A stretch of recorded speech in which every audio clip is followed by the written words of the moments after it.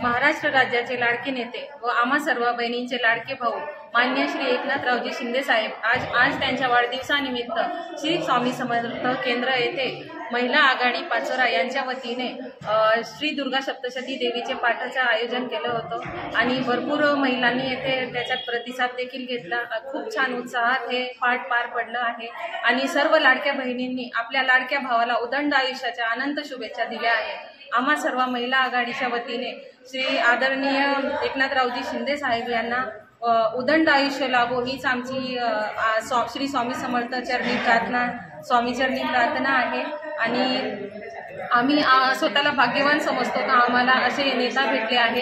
त्यांनी आजपर्यंत इतके नेता आले, कोणीही महिलांच्या सक्षमीकरणाचा विचार केलेला नाही, परंतु एकमेव असे मंत्री आपले आले, मुख्यमंत्री आले महाराष्ट्र राज्यामध्ये, त्यांनी महिलांच्या सक्षमीकरणाचा विचार केला आहे।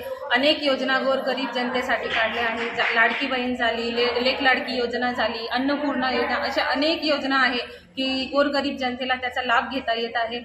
म्हणून आम्हाला गर्व वाटतो श्री मुख्यमंत्री उपमुख्यमंत्री साहेबांचा, ते आम्हाला नेता म्हणून भेटले आहे आणि त्यांना उदंड आयुष्य लाभो हीच आमच्या सर्व लाडक्या बहिणींकडून शुभेच्छा।